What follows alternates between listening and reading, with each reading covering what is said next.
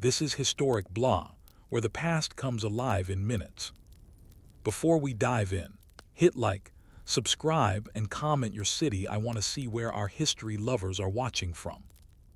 In the dry, whispering heat of the 14th century Sahel, where wind carved ancient paths across dunes and silence was the loudest sound, a boy named Isa was born in the sprawling city of Timbuktu.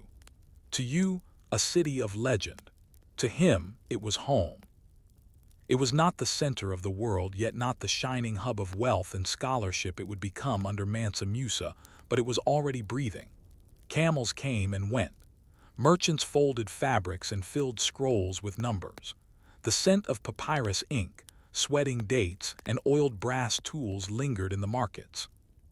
Isa was born into a family of stone cutters, and this meant dust. Everything was covered in dust: the hem of his mother's robe, his father's hair, even the flatbread they ate. Dust from sandstone quarried upriver, from limestone brought by donkey carts through town, and from the crumbling remains of older buildings no longer needed. His earliest memories were of chisels, not toys. His lullabies were the rhythmic hammering of men shaping rock, and his first classroom was the open-air yard behind his uncle's mason shop. The geometry of walls. From a young age, Isa showed a peculiar quiet. He wasn't slow, just absorbed. While other boys kicked gourds or stole mangoes from the gardens of marabouts, Isa would squat in the sand drawing shapes. Circles, squares, repeating spirals. He mimicked the carved patterns on doorways and tried to replicate them using only string and chalk. The Islamic geometric aesthetic, already prevalent in early mosques, called to him like scripture. His father, Almer, noticed. And though they were not rich, Almer made a decision. He would apprentice the boy not only in cutting stone but in designing it. He spoke to a traveling Andalusian mathematician once resting in Timbuktu, who in turn gave Isa his first serious lesson, the rule of Al-Kindi symmetry. This was no grand tale, no epiphany, just a quiet moment when a boy, watching a man draw arcs on papyrus, realized the world was built not only of stone, but of measure. Apprenticeship under the heat. By the age of 14, Isa was a full apprentice under the royal builder Harun al-Misri, a Coptic Egyptian invited to the region by Mansa Musa himself. Harun was demanding, meticulous, and usually sunburned. He didn't like talking much and preferred to scold with raised eyebrows and annoyed throat clearing. Harun had already designed mosques along the Niger River, bringing with him a style that mixed Egyptian minarets with local mud brick tradition. Under him, Isa learned the quiet power of adobe, a material both humble and revolutionary. It was mixed from the earth, straw, and sometimes even goat hair. It cracked easily. It had to be replastered every year, but it breathed, it cooled, it stood.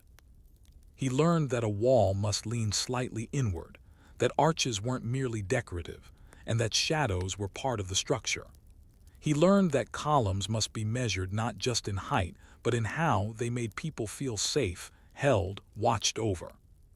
When the king returned, in 1324, everything changed. Mansa Musa returned from his pilgrimage to Mecca. The streets exploded with rumors, gold handed out like candy, cities along the route still adjusting their economies from the flood of wealth. But for Isa and Harun, the real news was this. The king wanted to build, not merely buildings, but a legacy. Musa envisioned Timbuktu and Gao as beacons of Islam and education. He wanted mosques, libraries, madrasas, monuments not of marble but of purpose. And he had gold, endless gold, the kind of wealth that could fund vision. Harun and Isa were summoned to the palace. There, Isa stood quietly behind his master as Harun listened to the king describe what he had seen in Cairo: towering minarets, calligraphic bands wrapping entire walls, courtyards with fountains cooled by marble. Musa spoke not like a king, but like a man transformed. He wanted these things, but not exactly. He wanted them in Sudanese stone and Malian earth. He wanted them shaped by the hands of his people. Harun bowed, and then turned to Isa. "Draw it." Isa hesitated. His fingers trembled, but he stepped forward. He unfolded the parchment he always kept tucked in his sash, and with calm, deliberate strokes he began to sketch the Jingreber Mosque, though it had not yet been named. The shape of belief. Over the next 3 years, Isa worked as lead assistant on what would become one of the most iconic religious structures in West Africa. The Jingreber Mosque wasn't just a building, it was a statement. It combined Moroccan architectural motifs with Sahelian design, all rendered in local materials. The work was hard. Adobe cracked in the sun. Workers fainted. Tools broke. They had to adapt techniques, soak bricks longer, change plaster ratios, alter drainage channels. Every morning began with prayer, and then with scaffolding made from baobab trunks, the only wood sturdy enough to hold the weight. The mihrab had to be aligned precisely. The entrance needed to funnel heat away while capturing wind. It was engineering in the name of faith, architecture born of survival. And through it all, Isa, still in his 20s, oversaw entire crews, drew new segments, inspected walls, revised calculations. By now even Harun deferred to him, quietly of course. Isa never called himself an architect. That word didn't exist for him. He was a mason, a servant of stone and symmetry. He believed in straight lines and righteous angles. He measured not just distances but intentions. And he watched as Timbuktu transformed around his scaffolding. A library buried in dust. Isa kept notebooks, simple papyrus sheets bound with twine.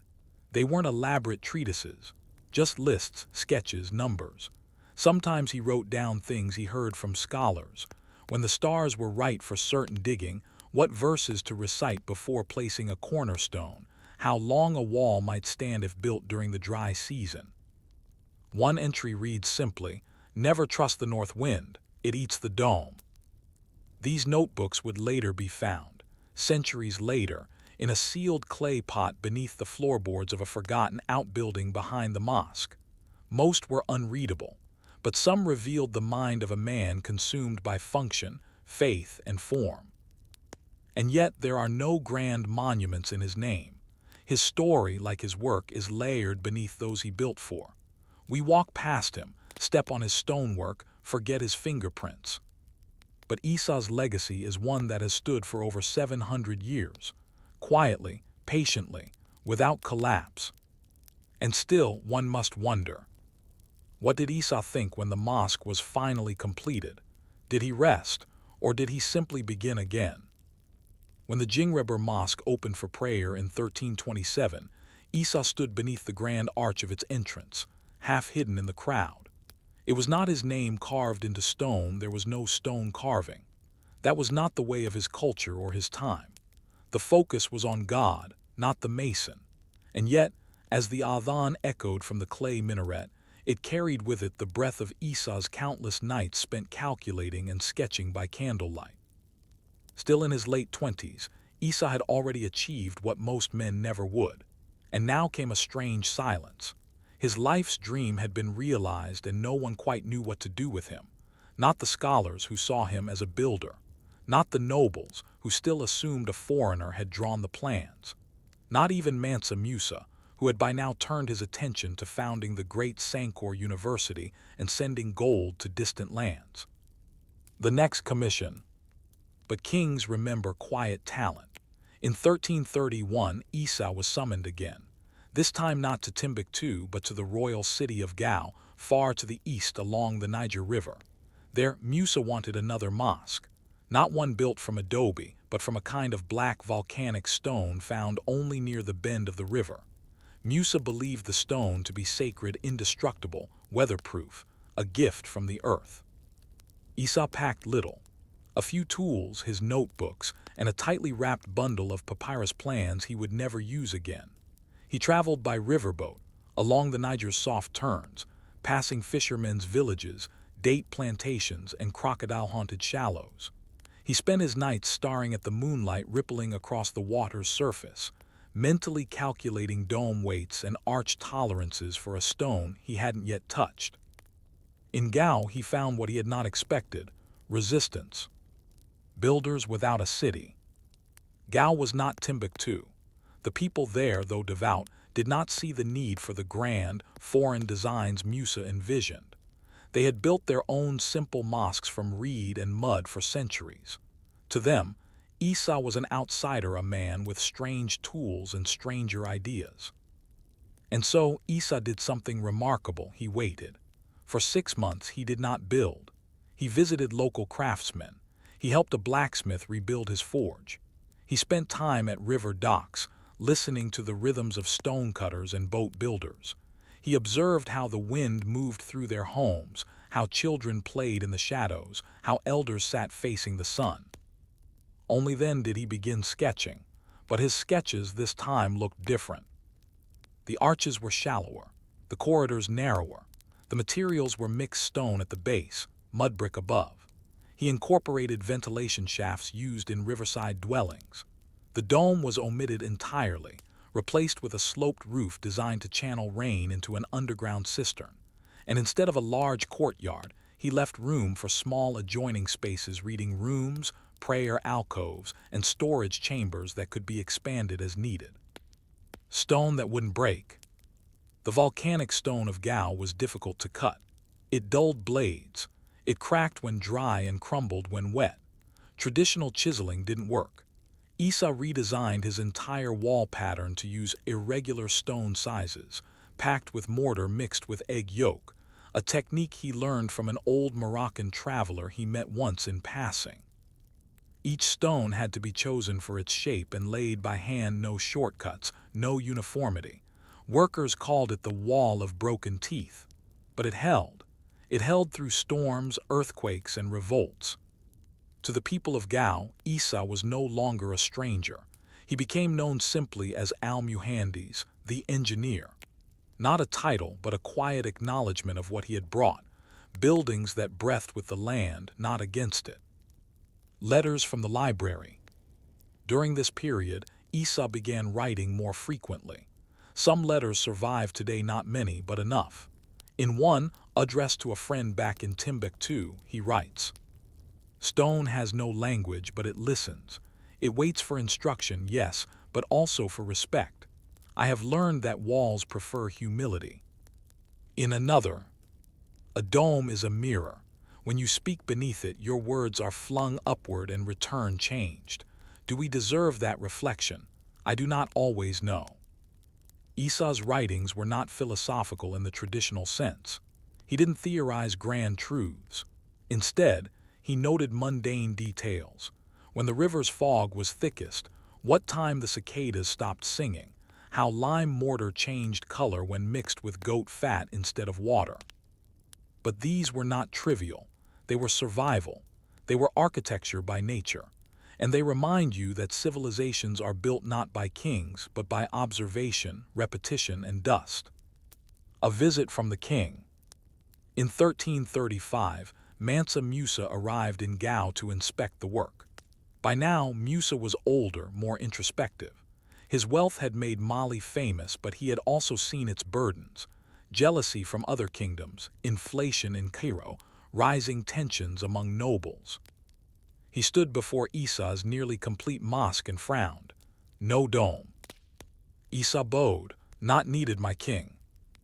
Musa walked slowly through the interior, running his fingers along the stone walls, pausing where light filtered through carved slits in the upper masonry. He said little.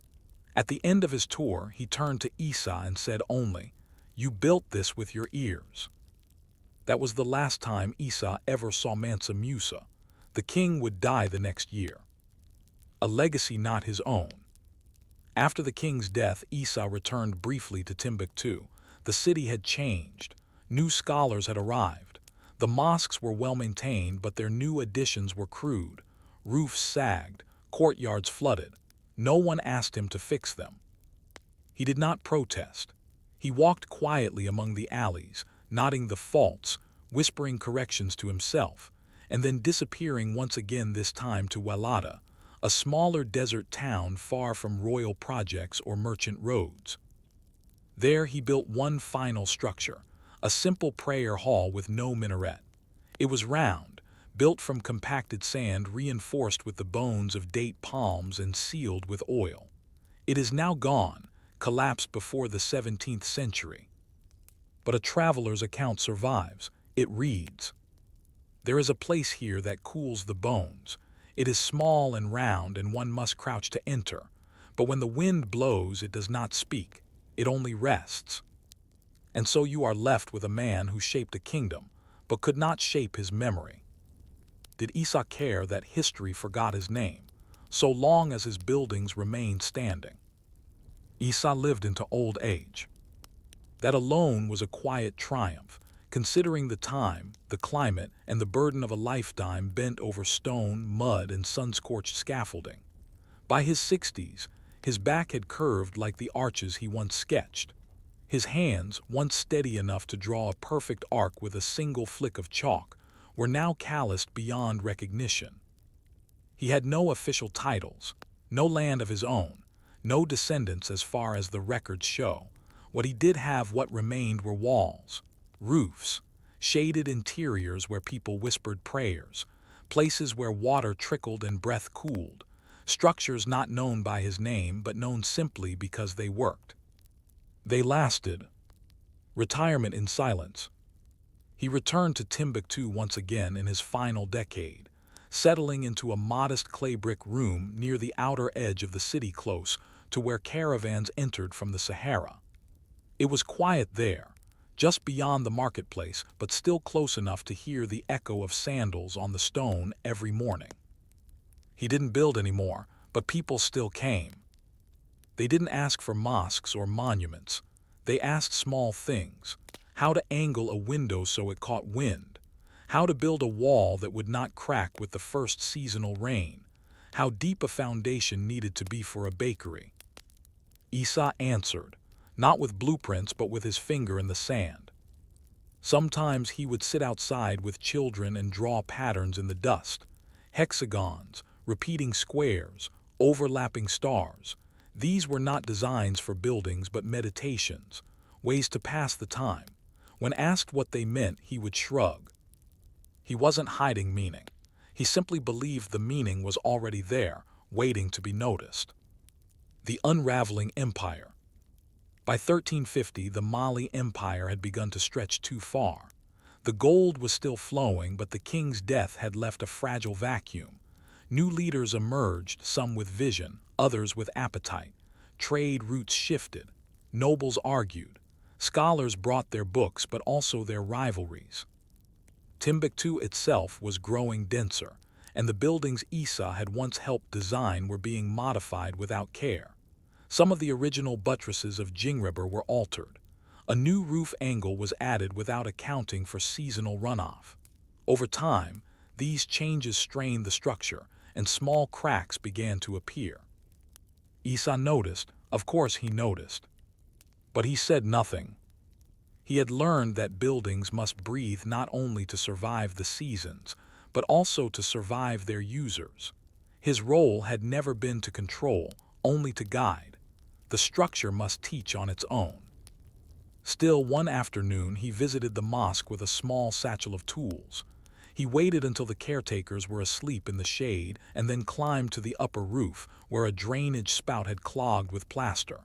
He cleared it, quietly, carefully, and when a passerby asked what he was doing, Isa simply said, "A house deserves to sweat." That was the last known time anyone saw him with tools in his hand. The man in the dust. When Isa died, he was buried not in a grand tomb, but beneath a small, unmarked mound outside the city wall. The funeral was modest. A few masons, a couple of former apprentices, a single Qadi judge who recited a short prayer. There was no inscription, no stone carving, no story left behind in the manner of kings. But the stories survived in structure. The Jingribur Mosque continued to be replastered every year in the traditional Crepusage festival. Generations of builders learned to trace the slope of its walls, the shape of its openings, the mystery of its endurance. His notebooks, unearthed long after his death, were studied in brief flurries by scholars. Most dismissed them as builders' ramblings. But in 1893, a French colonial architect studying Sahelian forms translated a passage in one of Esau's notebooks that read, "I do not build to be remembered. I build so that others can forget and still be sheltered." Esau had not merely designed buildings. He had designed silence, comfort, continuity, the kind of architecture that folds itself into daily life until no one notices it anymore, and that is the highest praise. Lessons in breathing walls. What made Esau's work endure? Not wealth, not grandness. It was his obsession with boring details, with wall thickness, with shade angles, with how sound bounced within domes, how moisture collected at the base of columns, how wind traveled through courtyards. These were not romantic principles. They were physics turned into prayer. And this is what makes boring history worth listening to. It wasn't a war that shaped Timbuktu's skyline. It wasn't a prophecy or a miracle.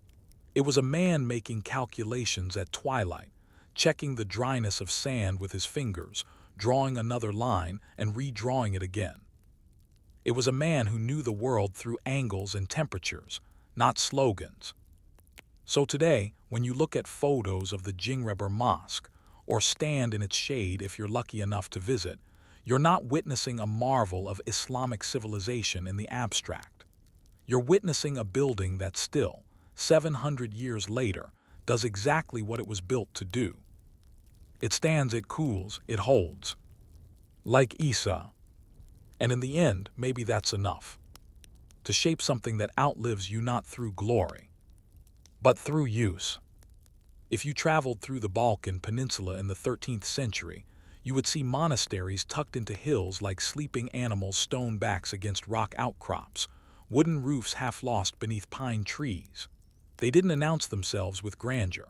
There were no golden domes glittering in the sun, no marble-paved courtyards like those found farther south in Constantinople.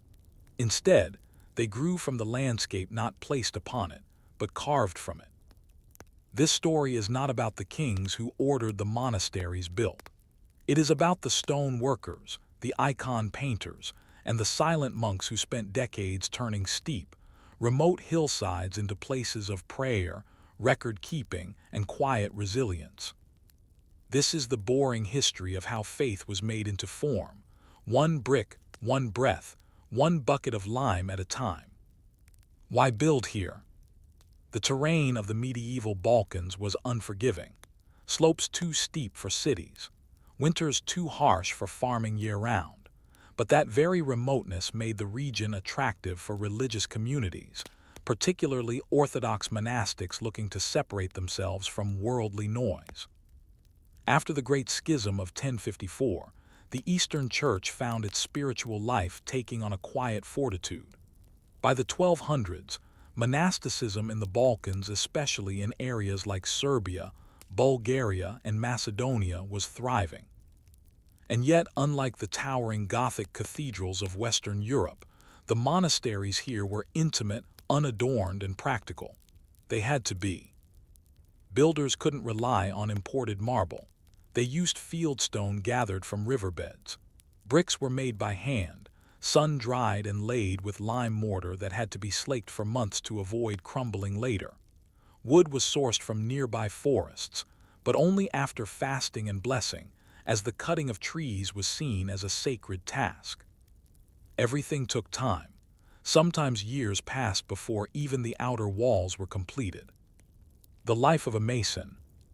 Imagine a mason named Petar, born in the hills above what is now Kraljevo, Serbia. He did not consider himself an artist. He was not literate. His tools were simple: a chisel, a hammer, a folding wooden square. He would walk several miles a day to the monastery site, sleeping in makeshift shelters beside unfinished walls. His meals were bread, onions, maybe lentils prepared by monks who cooked without salt during fast days. His work was slow. Monks demanded precision in every cut, not because it was beautiful, but because it was believed that God noticed even what men didn't. Petar and others like him followed pattern books, loose instructions passed down orally or copied on parchment. These described wall thicknesses, arch ratios, and even how far apart to space wooden roof beams, so that snow wouldn't collapse them in winter. There were no blueprints, only rituals. Before laying the foundation, monks would chant for 3 days. Soil was blessed. The first stones were washed. Builders were expected to confess their sins before building an apse. Nothing was rushed. It was believed that if a wall went up too quickly, the prayers inside would not be heard. Rooms with purpose. These monasteries were not massive. A typical layout included a narthex, the entrance space, often left unadorned; the naos, or central church hall, where the community gathered; a sanctuary, with a simple altar behind a wooden icon screen; monastic cells, tiny, unheated rooms with one window and a floor mat; a refectory, dining room, that doubled as a writing space during winter; a scriptorium, if the monastery was wealthy or connected to a regional ruler; and always a cold, dark cellar for storing olives, bread, and preserved root vegetables. Roofs were made from overlapping stone slabs, heavy but effective against snow and wind. No nails, just interlocked joints and gravity. The roof sagged slightly in the middle by design. That sag created a natural gutter system that channeled rainwater into barrels or underground cisterns. Even these gutters were built with intention. Clean water was holy water. Pigments, plaster, and prayer. When the walls were up, the next stage began: plastering and painting. This was the domain of itinerant iconographers, many of whom walked from monastery to monastery for decades, trading color for bread. The plastering process was almost alchemical. First, walls were washed and scraped. Then, the first layer of lime plaster was applied rough and coarse. After it dried, a finer layer was added, often mixed with goat hair or ground marble. This layer was only painted while wet, a technique called fresco secco.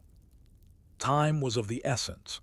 Artists had mere hours to complete entire scenes before the plaster dried. Mistakes couldn't be erased. If the pigment didn't bind, the face of a saint would flake off within weeks. The pigments themselves came from absurdly complex processes. Blue from crushed lapis lazuli, expensive, so used sparingly; red ochre from baked clay; green from ground malachite; gold leaf, rarely used, had to be applied with a brush made from squirrel hair and whispered prayers. And all of it for a painting that, in some cases, only a dozen monks would ever see. The monks who waited. The monks weren't idle during construction. They worked alongside the builders, digging trenches, hauling stone, feeding laborers. They copied books in the dim light of tallow candles. They tended herbal gardens, carefully documenting which leaves calmed fevers and which ones could kill a man. They made ink from oak galls and soot. And they waited. Some monks lived their entire lives inside half-finished monasteries. The walls around them slowly rose like stalagmites, one season at a time. They prayed in chapels with exposed rafters and rickety doors, their voices echoing against plaster that still hadn't been painted. For them, the building was not a task, it was a lifetime ritual. In one surviving letter, a monk named Theodosage wrote, "We place one stone each week. When the Lord returns, perhaps he will place the roof." When the builders left, it could take 40 years for a monastery to be completed. By then, many of the original workers were dead. The architects had moved on. The monks who blessed the foundation were buried beneath it. And yet the buildings endured. Some of these monasteries, like Studenica, Gicha, and Rila, still stand. Their frescoes are faded. Roofs have been rebuilt. But the foundations, those awkward, hand-hewn fieldstone blocks laid under fasting and prayer, are still there. They aren't flashy. They don't attract headlines. But they survived Ottoman invasions, earthquakes, world wars, and neglect. They survived because they were boring. Because they were built not for glory, but for ritual, repetition, and quiet human survival. And so, when you look at a crumbling monastery tucked into the Balkan hills, consider this. What happens to a building when no one is left to remember who built it, but it still holds the weight of centuries? The winters in the Balkan highlands arrived like a fist, sudden, sharp, and filled with silence. For the monks and builders who remained at half-finished monasteries, it was not a time of rest. It was a time of survival. And survival in a monastery perched on a mountainside meant keeping the walls from cracking, the bread from molding, and the brothers from despair.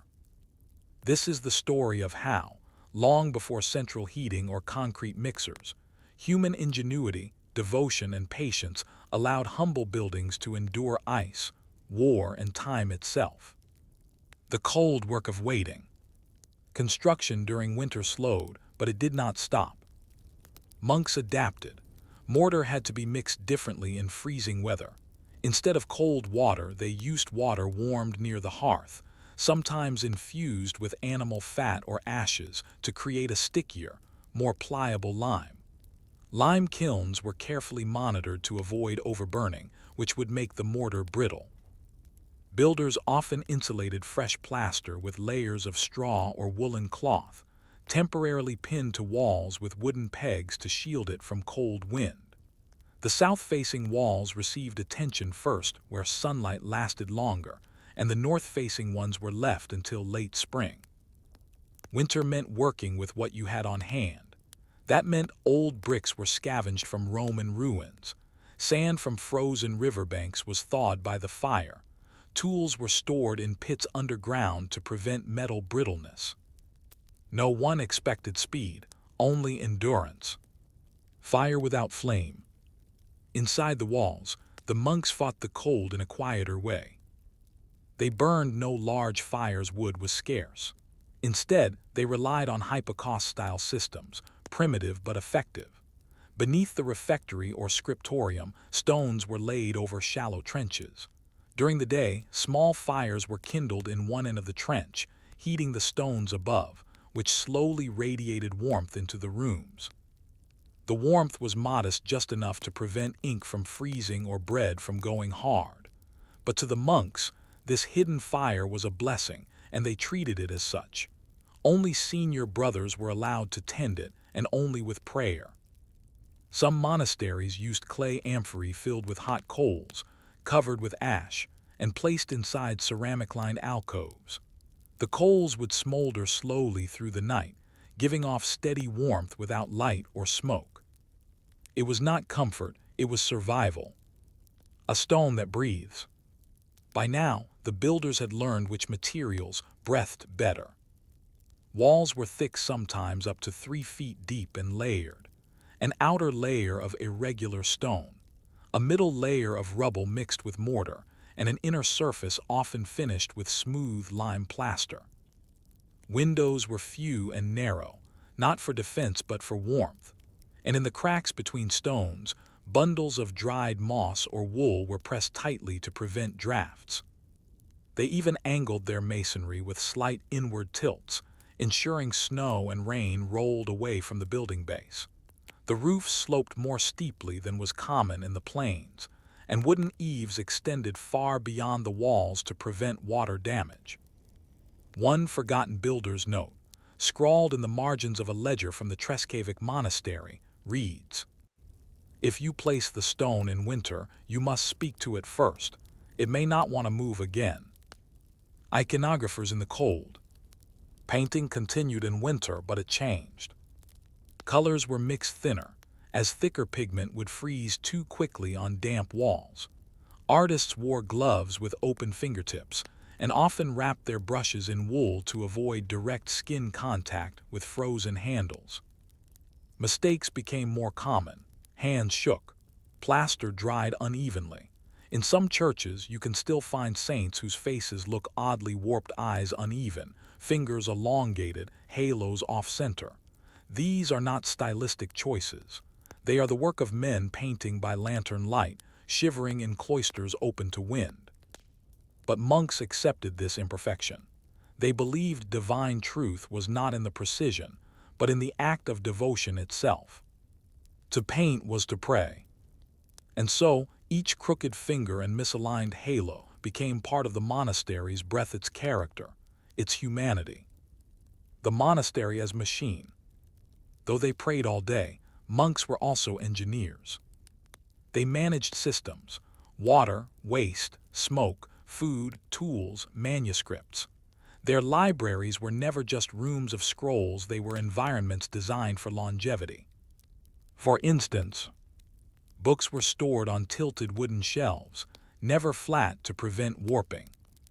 Manuscripts were placed near vents where warm air rose slowly from stone channels.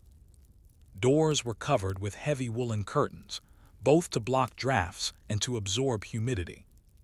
Some rooms were built in octagonal or circular shapes, allowing heat to distribute more evenly during prayer services. And always, everything was measured not by tape, but by practice. One step equaled one pace of chant. One window allowed just enough light to read a psalm. The bell rang not by clock but by shadow on stone.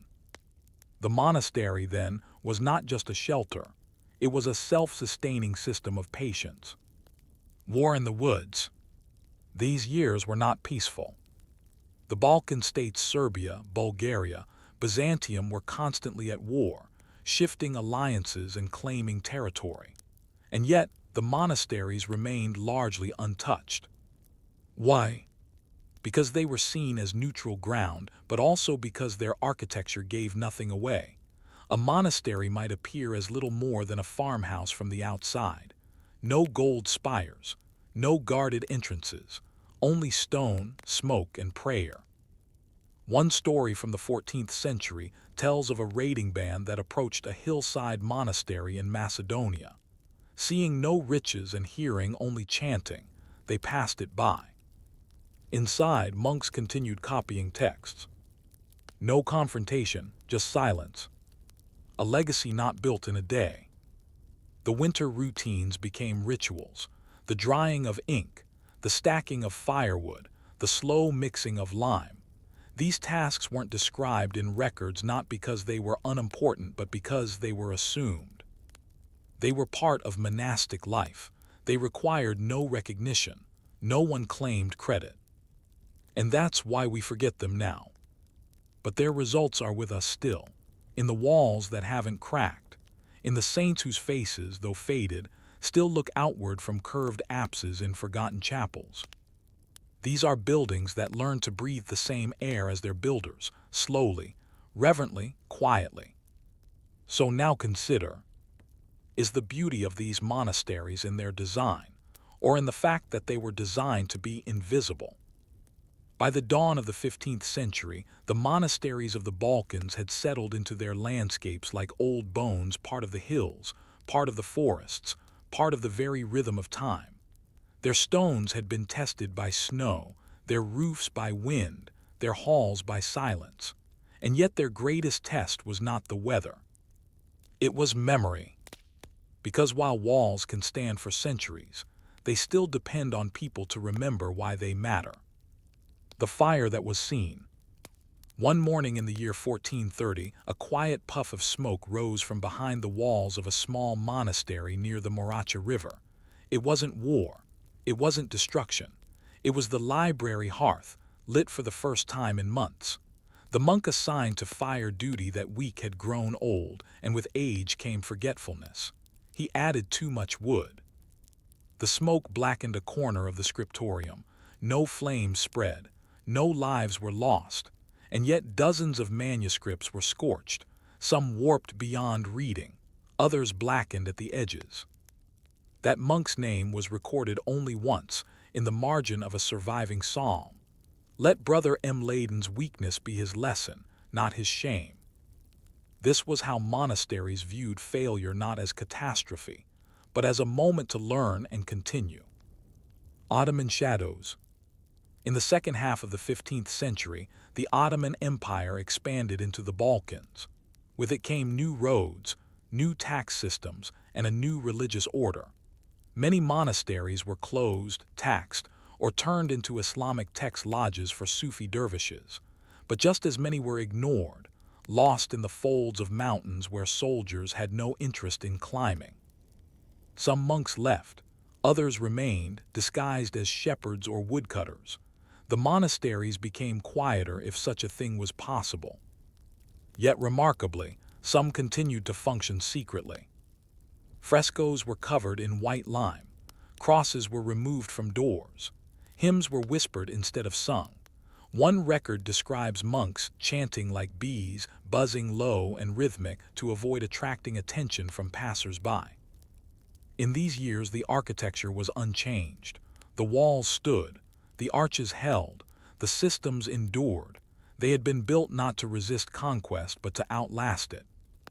And they did. Rediscovery and repairs. By the late 17th century, Christian communities in the Balkans began reclaiming and restoring old monastic buildings, but many had no surviving records of their original builders. Restoration was an act of educated guessing. Frescoes had to be revealed with vinegar and cloth. Stone walls had to be rebuilt from fragments, using the same bonding techniques sand, lime, and goat hair that the original masons had used centuries before. A Greek restoration mason named Nikolaos once wrote, "I do not repair this wall to be praised. I repair it so that someone else will not need to rebuild it." By now, local legends had begun to replace real history. Stories spread of magical builders, saints who laid stones in their sleep, or entire monasteries erected in a single night. The real work of generations of builders like Petter, who bent over stone day after day, was lost. Because reality is slower, it does not sparkle, it creaks. Modern rediscovery. In the 20th century, historians, architects, and archaeologists began systematically studying these forgotten buildings. What they found wasn't grandeur. It was precision without showmanship. Walls aligned within 1 degree. Vaults still standing without metal reinforcement. Drainage systems that had never failed in 500 years. Rooms insulated with layered stone and clay, maintaining near-constant temperatures year-round. Some findings were almost humorous in their simplicity. A drainage channel, originally assumed to be decorative, turned out to be angled precisely to carry urine from the latrines to a marshy slope downhill. No one had written this down. It was simply known, passed through hands, not words. One team from the University of Belgrade described the architecture as so functional it appears accidental. But it was. It was the product of centuries of watching, adjusting, and waiting. What endures? Many of these monasteries still stand today. Studenica, with its cool white walls and pale blue frescoes. Rila, hidden in Bulgaria's forests, still echoing with chants. Piva, relocated stone by stone when a dam project threatened to flood it. Treskevic, blackened by fire but still refusing to fall. Tourists now walk through their archways, they snap photos, they ask about saints and kings. Few ask about how the walls were mixed, or how the bricks were fired, or how many winters a mason endured while waiting for the mortar to cure. But that's okay, because the story still lives in the buildings themselves. Each stone is a sentence, each arch a paragraph, each monastery a quiet book that writes itself through weather and time. A reflection in stone. When you visit one of these places, or even when you see a photograph, you might be tempted to admire the frescoes, the domes, or the quiet grace of the setting. But consider this. Somewhere in the cracks between those stones is the handprint of a man who lived and died without fanfare. He stirred lime at dawn. He shaped bricks one by one. He drank cold water from a wooden bowl and slept beside walls still drying. And when the bells rang, if they rang, he didn't look up. Because he knew the bells would ring again, long after he was gone. And that is the weight of quiet history. Not in what shouts, but in what holds. In the year 5 BCE, during the final decades of the Western Han dynasty, the imperial city of Chang'an was already a sprawling grid of red walls, ceramic roof tiles, and smoke from 1,000 cooking fires. Horse carts groaned on packed earthen streets, and market stalls sold everything from bronze trinkets to fermented fish paste. Towering above it all was the invisible structure that held the empire together, not the palace, but the bureaucracy. And at the heart of that bureaucracy were scribes. Men with no military rank, no noble title and little wealth, but with something far more valuable to the empire: the ability to read, write, and record. Without them, the tax ledgers, military orders, land surveys, and ritual calendars would vanish into chaos. This is the story of one such man, not a minister, not a poet, just an apprentice scribe learning how to hold a brush, copy a decree, and keep the empire standing, one bamboo slip at a time. A name nearly forgotten. His name was Qin Ryu, and we know of him not from official biographies or poems, but from a ledger found in the ruins of a county archive near modern-day Luoyang.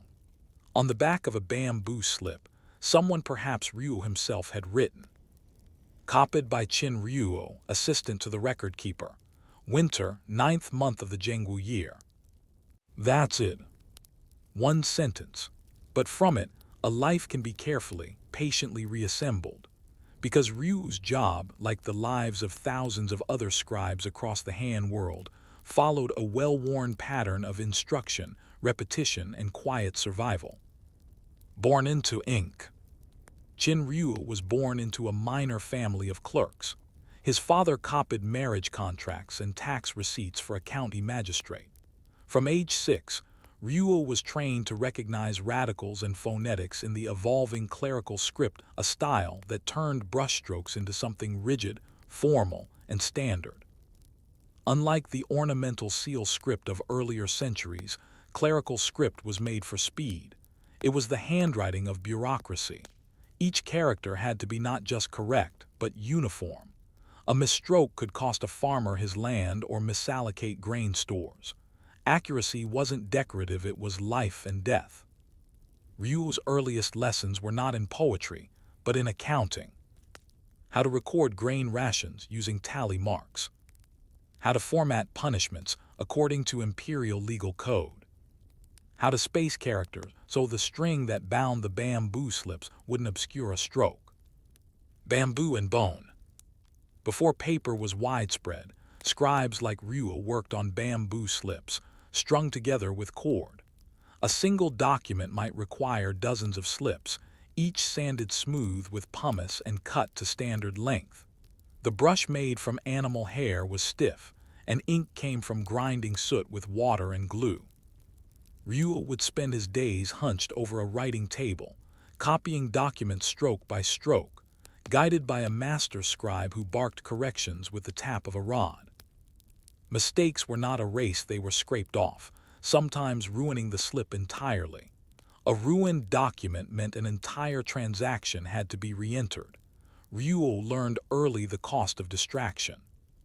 To write was to enter a trance, steady, rhythmic, controlled breathing.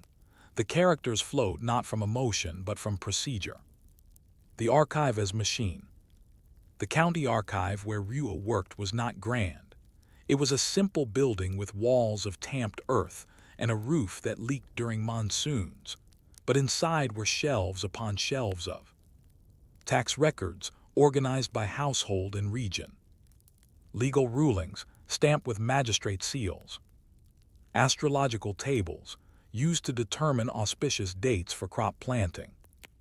Inventories of corvée laborers, noting who owed days of service to the state. These documents were tied in bundles, labeled with red lacquer, and stored in clay jars during the rainy season. Fire was a constant fear. Some scribes kept water basins nearby at all times. Rats were worse. A single rat could destroy an entire month's worth of grain ledgers. Ryu was responsible for checking that no slip was misplaced before sealing a bundle. His wax stamps were kept in a locked chest, and each morning began with incense and silence. Not a life of comfort. Scribes were not rich. They earned a modest wage, enough for rice, millet, perhaps pork once a month. Most wore coarse tunics and lived in shared housing. Illness was common, particularly eye strain and joint pain from long hours of writing in the cold. And yet, the work was considered honorable because it served the emperor. Every document bore the implication that it was part of the mandate of heaven. A properly formatted tax notice was not just a notice, it was an echo of imperial order. That belief helped Ryu endure his days. Even when his hands cramped, when his ink froze in winter, when his eyes blurred under lantern light, he knew that the rhythm of the brush connected him to something far larger than himself. Tiny rebellions. Even in this world of order, scribes found moments of quiet rebellion. Some scribes snuck poetry into ledger margins. Others altered calligraphy styles subtly to express their personality, slanted radicals, elongated strokes, or faint artistic flourishes that only another scribe might notice. There are even recorded cases of scribes deliberately altering characters to mock corrupt officials, crafting double meanings that went unnoticed by superiors but made their peers laugh. Shinryu may have done the same. A later slip signed by him includes a minor character swap in a legal citation that turns silk goods into worm rot. Was it a mistake, or was it a comment on a noble's greed? We'll never know, but the brush remembers. The day the scroll arrived. In the 9th month of the Jengwu year, corresponding to roughly 5 BCE, a courier from the provincial governor arrived bearing a silk scroll, rare and expensive. It was a decree demanding new counts of all rice reserves in outlying villages, prompted by rumors of locust damage in neighboring counties. Ryu and the other junior scribes worked nonstop for 6 days, cross-referencing grain storage slips with population lists. Each tally had to be verified, checked, signed, and tied. At the end, Ryu signed a bundle, copied by Shinryu, assistant to the record keeper, his only surviving mark in the historical record. The scroll was sealed and sent to the governor. The crisis was minor. No famine came. The scribes returned to normal duties. But that moment, brief, unremarkable, was exactly the kind of moment that held the empire together. So when you imagine a dynasty, don't picture palaces or warriors. Picture a man sitting by lamplight, dipping his brush in ink, and copying the same decree for the 8th time because the characters must be perfect. And you might ask yourself, did Ryu ever write something just for himself, something no one ever read? After the winter of the Jengwu year passed and spring returned to the county archive, Shinryu found himself no longer an apprentice, but a junior scribe, allowed to file documents on his own. It was not a promotion in the grand sense, no ceremony, no new robes, but it meant that his copies were no longer reviewed line by line. He was trusted. And with that trust came an entirely new burden. He now had to understand what he wrote. Documents with weight, no longer confined to copying tax rolls and basic grain ledgers. Ryu now handled legal filings, labor records, and ritual notices from the imperial court. One of his earliest solo assignments was to transcribe and file a decree of leniency from Emperor Ai of Han, who had recently issued a reduction in corvée labor burdens for widowed households. It was a mundane edit to a bureaucratic policy, but it had immediate consequences. Less labor owed meant fewer workdays on state roads and fewer tax exemptions for their landowners. This one clause caused a flood of petitions from wealthy households who claimed their workers were being improperly excused. Ryu didn't adjudicate these cases. He merely processed the records, but each petition had to be read, copied, stamped, and recorded. By the end of the month, his right shoulder ached so badly. He wrapped it in cloth soaked in vinegar and salt, a remedy passed down from the older scribes. He wrote in his personal notes, "The brush is a ladder, but the rungs are broken, writing lives into existence." Though he never wrote poetry for public view, Ryu maintained a thin booklet of personal reflections common among Han-era clerks, though few survive today. One surviving line found on a bamboo slip reads, "If no one writes it, it never happened." It was a simple statement, but it revealed something profound: the idea that existence required documentation. A birth was not real until registered, a marriage not valid until recorded, a land grant not legal until it bore the mark of the archive. This belief meant that Ryu's daily work, mechanical, was also the process by which the empire decided what mattered. He came to understand that the empire wasn't a place exactly, it was a pattern of records, and he helped maintain it. Dust and routine. The archive's routine rarely changed. Morning, review of incoming documents from village magistrates. Midday, transcription of edicts, with breaks for thin gruel and occasionally tea. Afternoon, filing, cord tying, sealing, and review.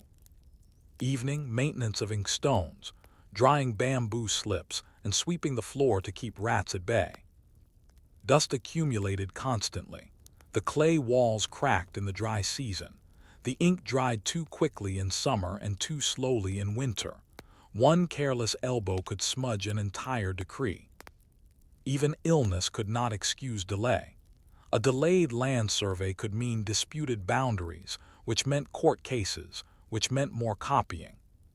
Scribes were the quiet backlog upon which imperial patience depended. Paper arrives but slowly. During Ryu's lifetime, a new material began to circulate from the east: paper. Though invented during the Han Dynasty by Kai Lun around 105 CE, it would take centuries for paper to fully replace bamboo slips and silk scrolls across the empire.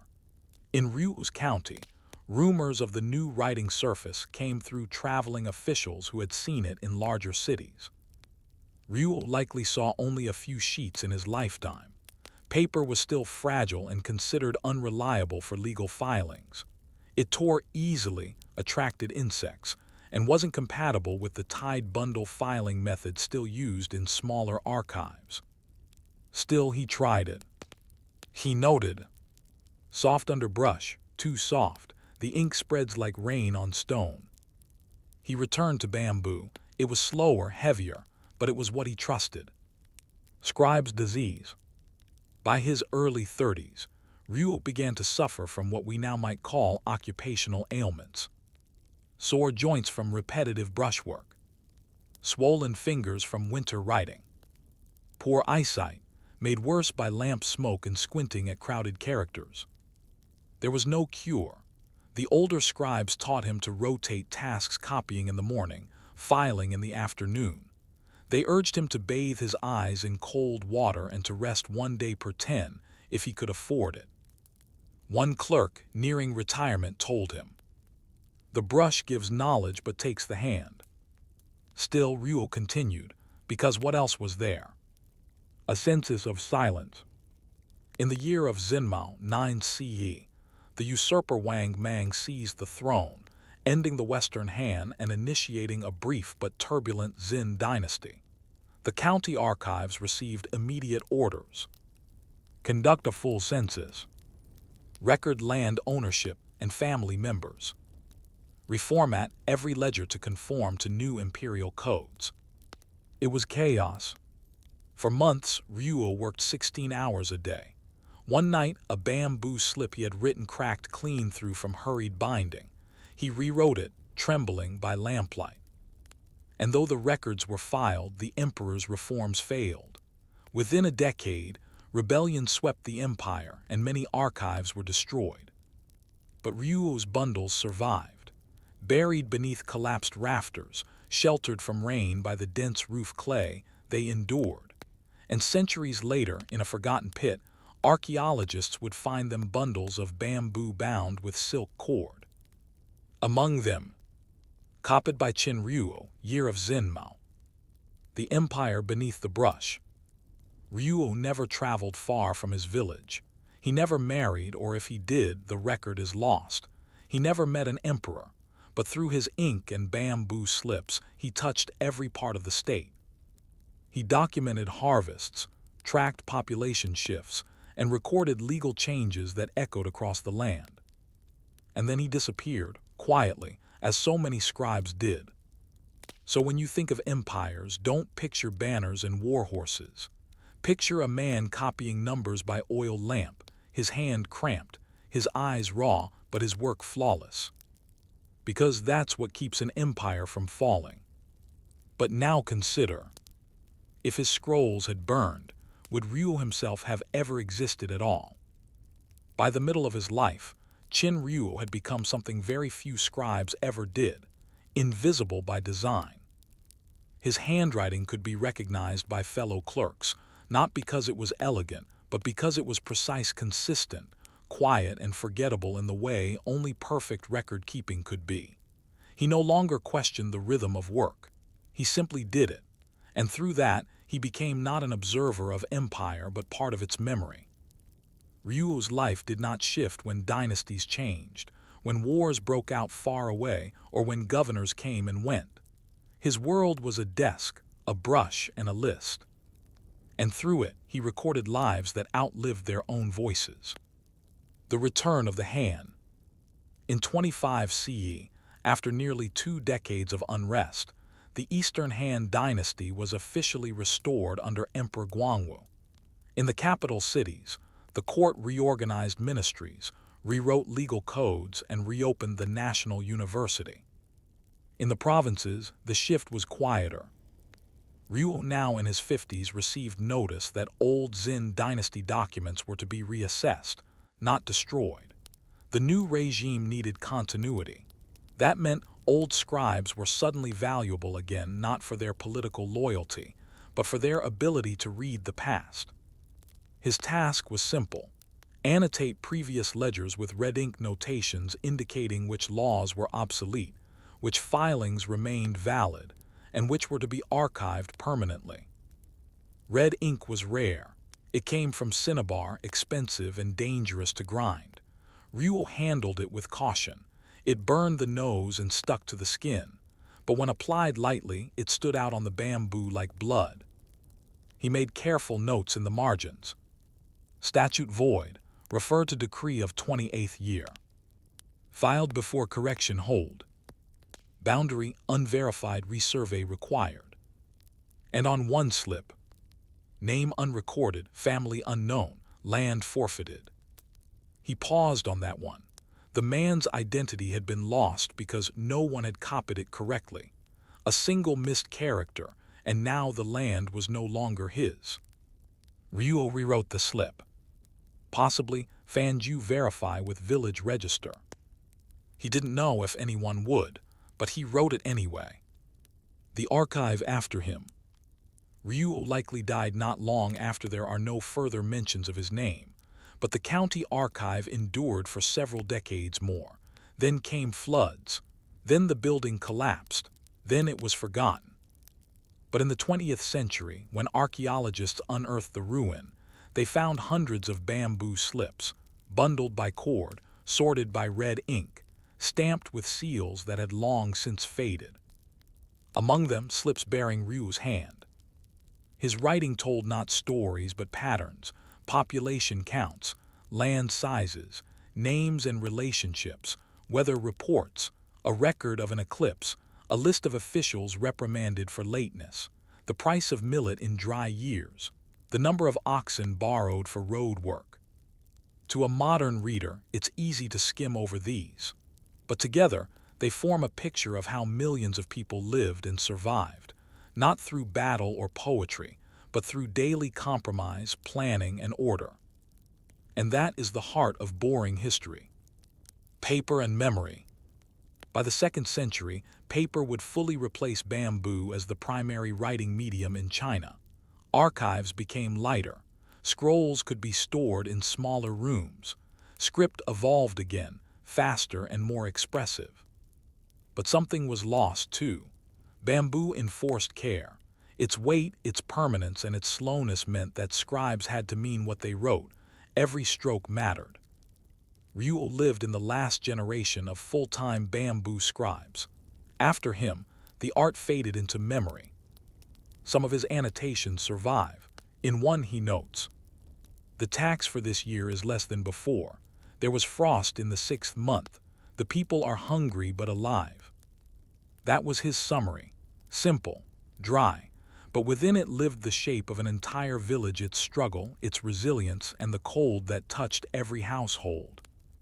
The record is the person. Unlike poets or generals, Ryu left no direct descendants in the historical imagination, no great deeds, no titles. But he left us this accuracy.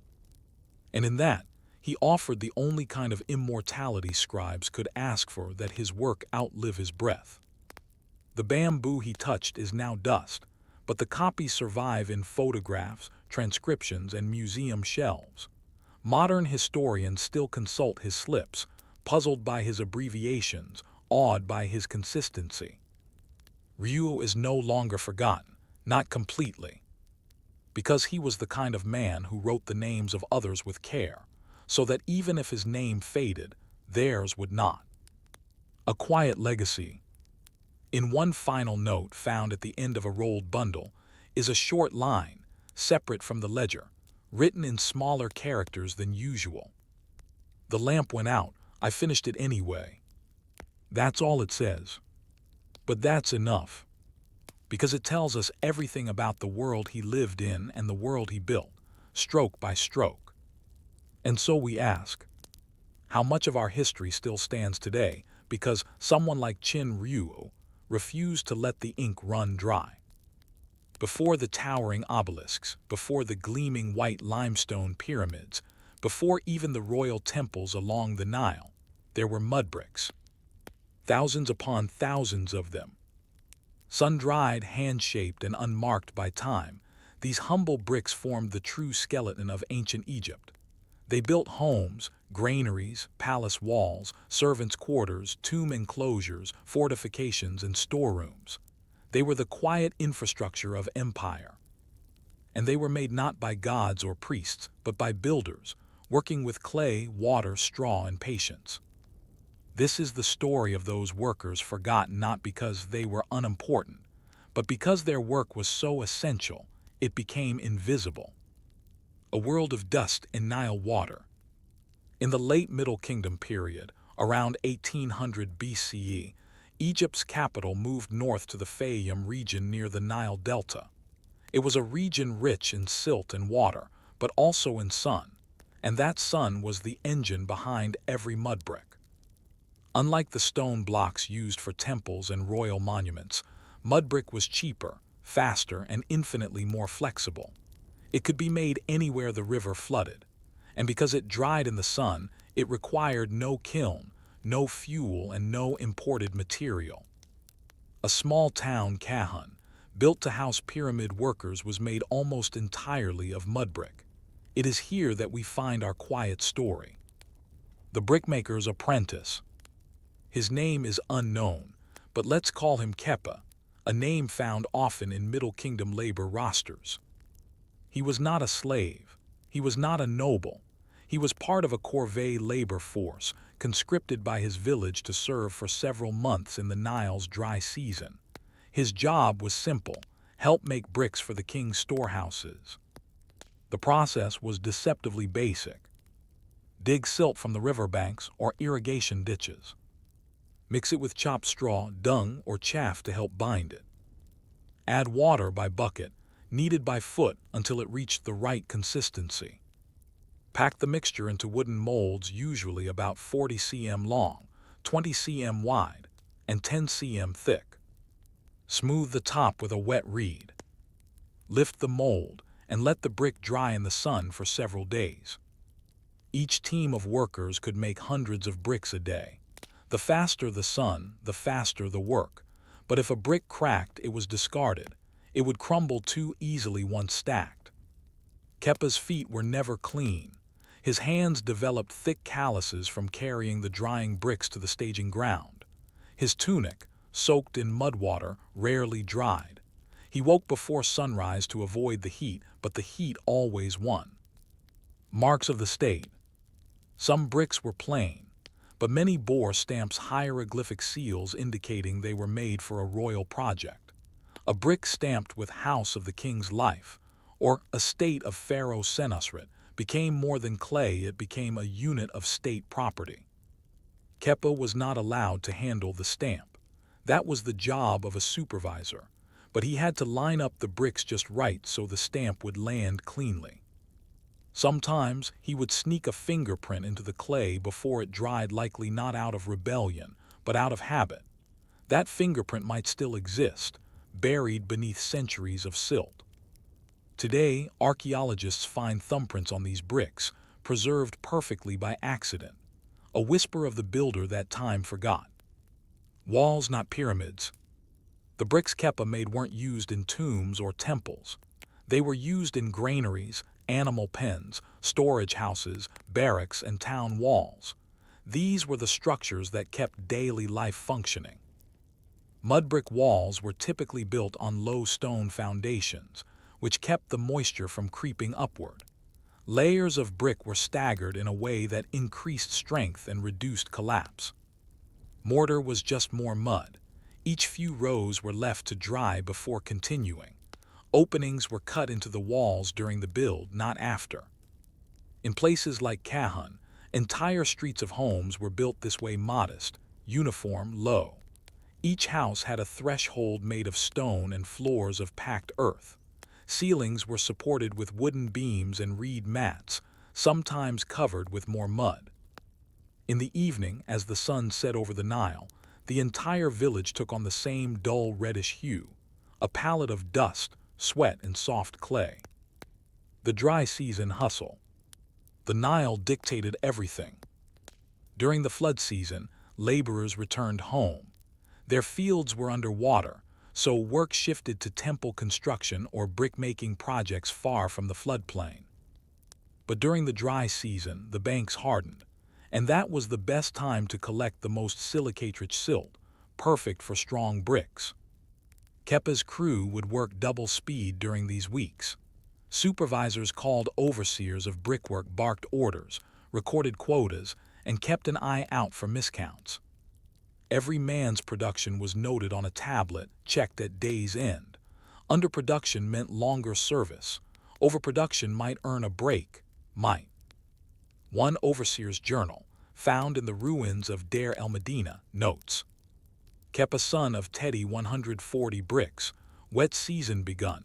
Send him home tomorrow. That may have been our Kepa. The wall builder's status. Mud brick builders were not honored in art or inscription. No tomb walls praise their hands. No temples bear their names, but they were essential. The walls they raised kept grain dry. They protected cattle. They stored tools, shields, beer, sandals. And while stone temples survived, the cities around them, real homes, real streets, were all built from brick. Kahun, once a bustling workmen's town, was abandoned after the pyramid it served was finished. But its bricks remained, layered neatly, some still standing waist-high. Rooms still recognizable, doorways intact. And in those doorways, footprints have been found pressed into clay before it fully dried.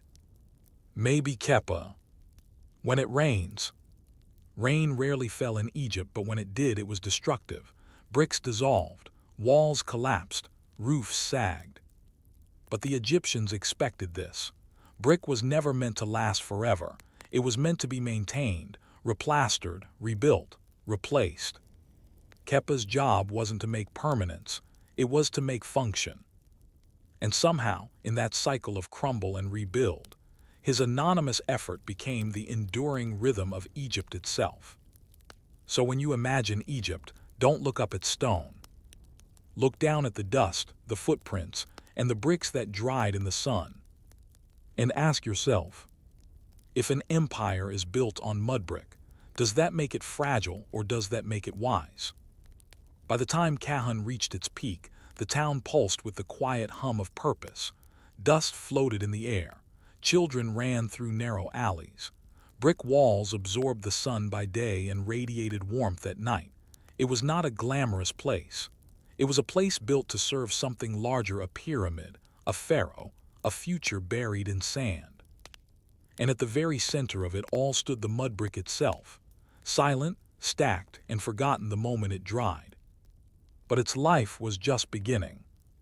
Bricks that held grain, not gold.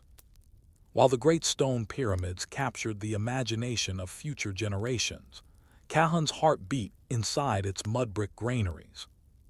These squat, thick-walled structures, some circular, some rectangular, were engineering marvels designed to store barley, wheat, emmer, and millet for months at a time. Their walls were laid in dense, layered courses to retain cool air and resist pests. The floors were packed with sand and lined with mats or reeds. Roofs were sloped slightly to direct moisture away. Most had small openings at the top, not for light, but for filling and measuring. Workers would pour grain from the top, then seal the opening with hardened mud. Scribes kept tally on limestone flakes ostraca, recording how much grain went in, how much came out, and to whom. If a wall cracked, mice could enter. If moisture gathered, entire stores could rot. That's why the upkeep of these walls was an everyday task. Bricks were plastered, patched, and replastered. A mud brick was never really finished. And neither was the labor of caring for it. Tools and techniques of rebuilding. When a wall needed repairs, Kepa and others returned not with chisels or ropes, but with wooden trowels, reeds soaked in water to scrub crumbling joints, fresh bricks molded that morning, baskets of straw chaff pre-mixed with silt. The broken section would be carved out like a wound. Loose bricks were reused if intact, or crushed and mixed back into new batches of clay. The edges were moistened, joined again, pressed tightly, and then sealed with a layer of fresh plaster. Sometimes lime was mixed in for added strength, but often the builders relied on generations of practice rather than theory. No inscription told them how to do it. Experience was the manual. Neighborhoods made to vanish. The homes in Cahun, made almost entirely of mud brick, were functional, not permanent. Floors were often uneven. Windows were small, just large enough to admit light but not heat. Roofs were flat, sometimes coated in plaster mixed with animal hair. Each home was its own ecosystem of decay and repair. Rain damage was repaired with new plaster. Structural tilts were corrected by rebuilding one wall at a time. Interior courtyards were reshaped over the years. Bricks from collapsed homes were gathered and reused in others. Entire families lived and died in houses that transformed continuously, generation after generation. And yet, something about this impermanence allowed the town to survive as long as it did. Cahun didn't resist change, it was built to embrace it. The brick ledger. Within one excavated structure in Cahun, archaeologists found a brick ledger, a list of names and numbers scratched onto a limestone tablet. It read something like: Beck 200 bricks, Southern Granary. Rini 175 bricks, worker housing. Hinut 50 bricks, bathhouse wall. Kepa 120 bricks, perimeter fence. There he is again, Kepa. His name is recorded not for glory but for logistics. His identity was his output. His value was measured in sun-dried rectangles. The ledger ends abruptly with a blank line. Perhaps the project was interrupted. Perhaps the overseer died. Perhaps Kepa was transferred. In any case, the bricks remain. When Pharaoh's tomb was finished. When the pyramid project at Lahun, belonging to Pharaoh Senusret II, neared completion, the royal administrators gave orders to scale back the town's population. Many laborers were released from service. Others were reassigned. The economy of Cahun, centered around the pyramid's needs, began to shrink. And yet the mud brick buildings were still standing. They didn't vanish overnight. Cahun became effectively a ghost town, but not abandoned in ruin. It remained as a shell. The bricks weathered slowly. Roofs collapsed. Doorways sagged. Granaries filled with wind-blown sand instead of wheat. No one burned the town. It simply drifted back into the landscape, the same way it had been built, quietly, patiently. Rediscovered by the dust. In the late 19th century, British archaeologist Flinders Petrie excavated Cahun. He expected to find temples or treasure. Instead, he found a world of mundane brilliance. bricks with thumbprints, ledges with mortar samples, a schoolroom with half-scraped plaster walls, mud brick walls so thick and so precisely laid, they were still standing after 3,800 years. He wrote, "The houses are gone in purpose, but not in form. These bricks have survived not because they were strong, but because they were simple." Life in maintenance. In ancient Egypt, impermanence was a known truth. The desert consumes, the Nile shifts, the sun bakes and erodes. No building could resist this forever. But mud brick didn't need to last forever. It only needed to last long enough. Long enough to hold grain through the season. Long enough to shade a family. Long enough to allow a boy like Kepa to grow, work, and eventually go home. Longevity in this case wasn't in the material, it was in the habit of rebuilding. So next time you see an ancient ruin, imagine what's missing: not the golden statue or the carved column, but the walls made from ordinary labor, stacked under the sun by hands that never hoped to be remembered. And ask, when the world forgets your name, will the work you did still hold someone's roof above their head? The story of ancient Egypt is often told in granite and gold, in monuments meant to last for eternity. But eternity, it turns out, is not always made of stone. Sometimes it is made of sun-baked earth, mixed by foot, pressed into wooden molds and left to dry in a courtyard. Sometimes it is made of the same hands that built walls only to see them fall and rise again. And sometimes eternity is not a place, but a practice, a rhythm of maintenance, rebuilding, and quiet endurance. And that is where the mud brick lives. The walls begin to fall. In the centuries after Kahun was emptied, its structures endured more than most could have predicted. Rain came infrequently, but when it did, entire rooms slumped inward overnight. Bricks, softened by water and time, melted into one another. Animals nested inside collapsed granaries. Nomads salvaged bricks to build ovens or enclosures. And then, wind covered the rest. Kahun disappeared not with violence, but with apathy. By the late period of Egyptian history, the town was already a memory. It did not appear in temple records. It was not mentioned in royal annals. There was no campaign to preserve it, because there had never been an illusion that it would last. But that wasn't failure, that was design. Temples in contrast. Meanwhile, farther down the Nile, stone temples still stood, temples at Karnak, Luxor, and Philae. Their facades bore scenes of battles, offerings, and kings smiting enemies. Their inscriptions were carved to last, and they did. But here, what many forget, even the greatest temples had outer walls of mud brick. These encircling walls provided shade, insulation, and privacy. They formed courtyards and perimeter corridors. They housed the workers, the scribes, the animal pens. And over time, as the stone survived, the brick walls crumbled and vanished. When modern tourists walk through Karnak, they see the columns but not the complete temple complex, because half of it was never meant to be permanent. Even greatness relied on the temporary. Rediscovered and misunderstood. When archaeologists in the 19th and 20th centuries began mapping sites like Kahun, Tel El Amarna, and Deir el Medina, they noticed a strange pattern. Mud brick structures were everywhere, yet largely dismissed. Stone was catalogued, inscriptions were translated, but mud brick, soft, indistinct, and easily damaged, was often removed during excavation to access important layers beneath. As a result, the full understanding of how Egyptian cities actually function, how they were organized, where people slept, how they stored their food, was lost, simply because the materials didn't seem worthy of history.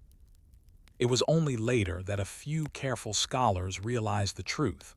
Most of Egypt was built with mud brick. The temples were for gods, the bricks were for people. Mud brick in the afterlife. Ancient Egyptians believed that certain materials had symbolic meaning. Stone was associated with eternity, with the gods, but mud brick was the material of rebirth. In funerary texts, Osiris, god of the afterlife, is called Lord of the Mud Brick, a reference to the notion that life must be built again after death. Brick models were placed in tombs, often with tiny molds and miniature tools. These weren't toys. They were ritual objects, ensuring the dead could rebuild their homes in the next life. Even the step pyramid, the oldest pyramid in Egypt, began as a mastaba, a flat rectangular structure modeled on mud brick tombs. Stone came later, but mud brick came first. The anonymous legacy. We don't know what happened to Kepa or the others like him. He may have returned to his village after the king's project ended. He may have built ovens. He may have raised children in a mud brick home. He may have grown old and repaired the same wall a dozen times, each time a little slower than before. No inscription tells us. But his work survives not as a monument, but as a ghost structure beneath the surface, a foundation that once held the weight of a kingdom's daily life. You can still see the outlines of his walls at Kahun, low ridges of packed earth where bricks once rose chest-high. The doors are gone, the roofs are gone, but the rhythm remains. And in the museum cases that display fragments of stamped bricks, his fingerprints are still there, pressed not into history but into clay. A building philosophy. What do mud brick buildings teach us? That impermanence is not failure. That maintenance is a form of reverence. That the most important things are often invisible once they've done their job. Kepa didn't build to be remembered. He built because someone needed shelter, because grain needed storage, because the wall had cracked again. And that might be the most enduring kind of legacy, a usefulness so complete that it disappears. So when you next walk past a crumbling structure, don't dismiss it. It may have done more for the people who lived near it than any temple ever did. And ask yourself, is it possible to build something truly eternal if it was never meant to be seen? The Roman Empire was held together by more than legions, roads, or emperors. It was held together by ledgers. Wooden tablets, wax notations, scribbled receipts, grain tallies, ship manifests. These were the tools of empire, not carved in marble but scratched into wax, filed in shelves, or sent in scrolls to administrative centers scattered from Britain to Syria. And behind these records were bureaucrats, quiet, calculating men who never marched in triumph or commanded a battlefield, but who made the Roman world function in the way all empires truly do, through numbers. This is the story of one such bureaucrat, a minor official stationed in Rome and Egypt, assigned to manage grain taxation during the 1st century CE. We don't know his name for certain, but one surviving letter in Greek cursive from Oxyrhynchus reads, "To Heracles the legists on the matter of delayed grain measures." So let's call him Heracles, and let's walk through his ordinary, extraordinary life. A day in the bureau. Heracles lived in a modest stone house near the edge of Oxyrhynchus, a dusty but vibrant administrative town in Middle Egypt. The streets smelled of palm oil and roasted chickpeas. Donkeys dragged bundles of papyrus through the alleys. Officials wore woolen togas cut short in the heat. His job? To record the annual grain tax collected from surrounding villages and ensure it was counted, stored, shipped, and reported accurately to the provincial governor. Each village was assigned a quota, based on land surveys conducted in prior years. The unit of measure was the artaba, roughly 39 liters, though local variations often caused confusion. Farmers didn't bring coins, they brought grain. Heracles' job was to track every sack, every shipment, every discrepancy, and every delay. Writing without paper. Paper, as we think of it, didn't exist.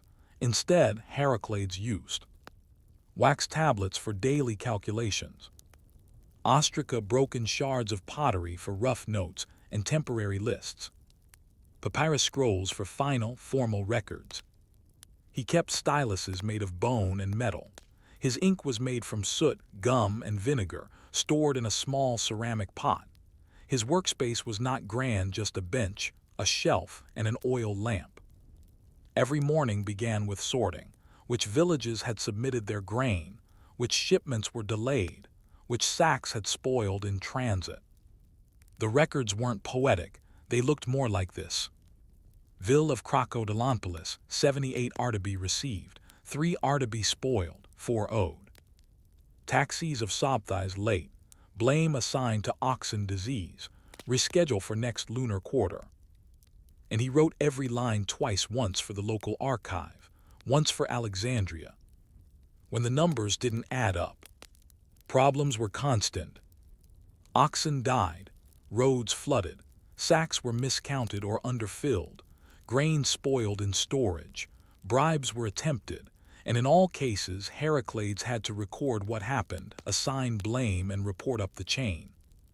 This wasn't glamorous. It required diplomacy. Accusations could lead to punishment. Villages could be fined, officials demoted, or if they refused to comply, arrested. But Heracles didn't carry a sword, he carried a seal. And with that seal he could declare a shipment valid or void. He could delay a tax. He could issue a warning. He wielded power not through force but through notation.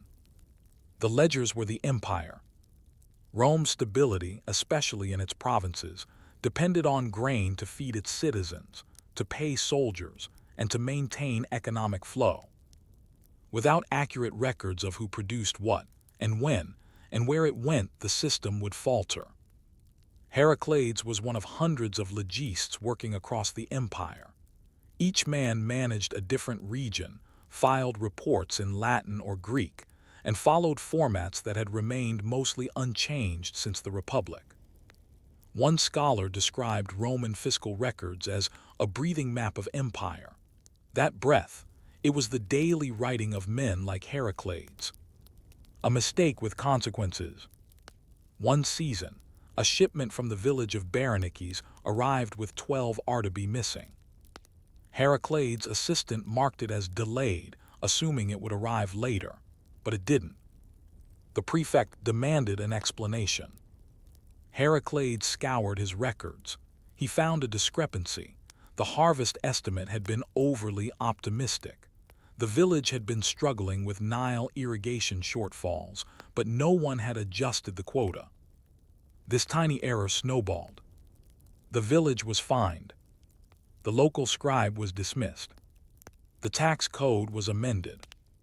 And all because a few numbers didn't match. This was the true weight of his job. No battle was fought. No building collapsed. But someone lost their livelihood because a calculation went uncorrected. Routine is power. Heracles began to favor routine above all. Rechecking tallies daily.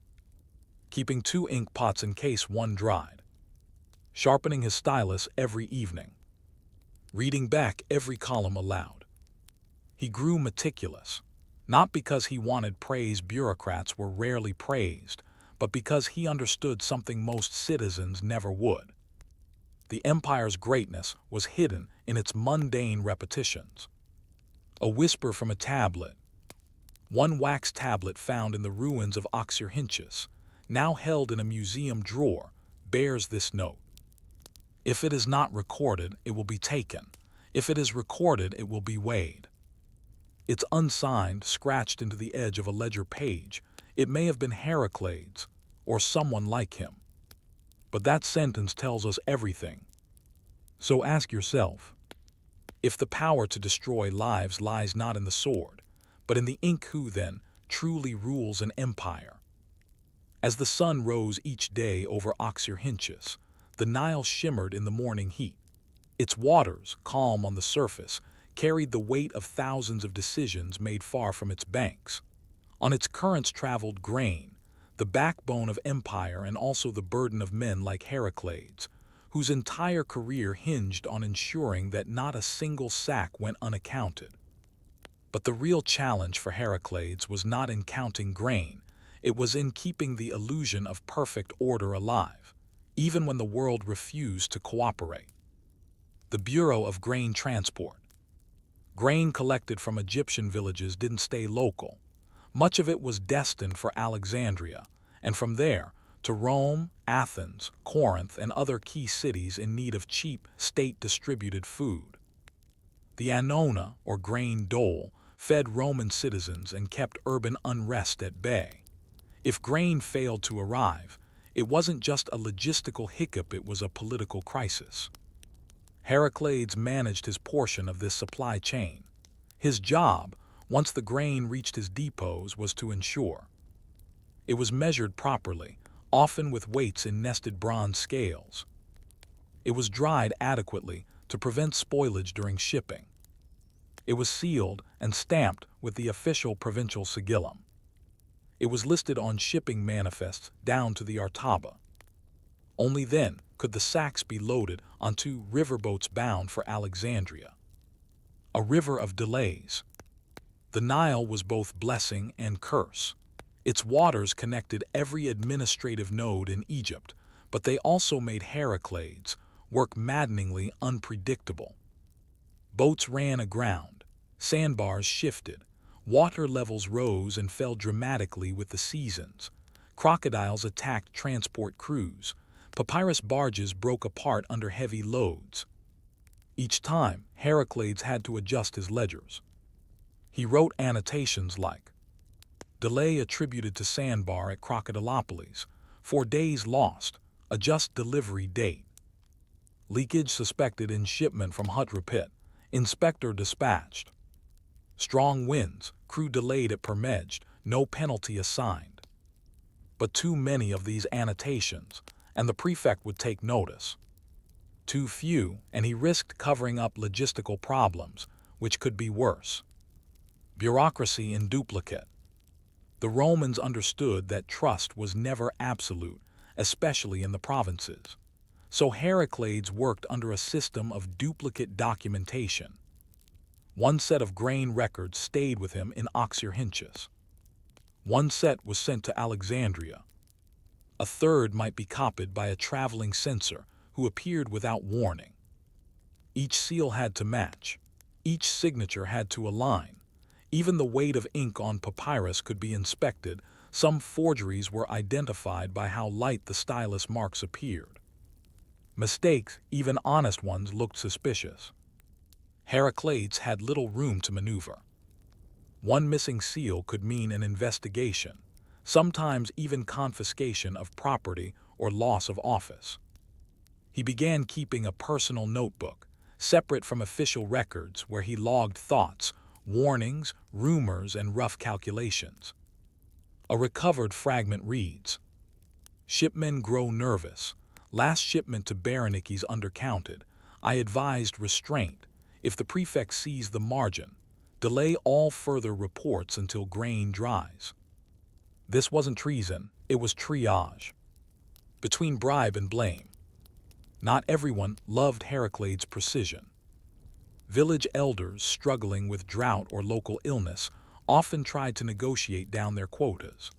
A few attempted gifts, small jars of honey, baskets of dates, even wine.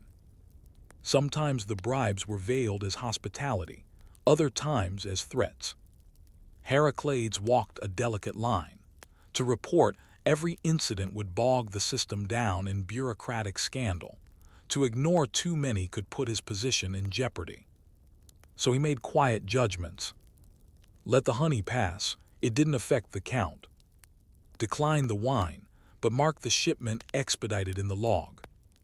Note the threat privately, mark the village for audit next season.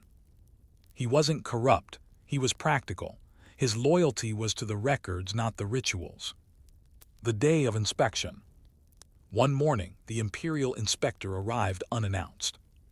He wore dark wool despite the heat, and carried a wooden box containing his own copies of grain shipments from the previous 3 years. He requested Heracles' ledgers. For 3 hours they sat together in the archive room, reading line by line. Occasionally the inspector made a mark, Sometimes he nodded. Once he frowned. When it ended, he left without comment. The next week, Heracles received a letter. Your records are in alignment with Alexandria. Maintain vigilance. Avoid inconsistencies in spring shipments. Refrain from multiple seals on duplicate records. Praise noted. It was the bureaucratic equivalent of applause. Heracles felt relief, not pride. He sharpened his stylus and resumed work. A life written in margin notes.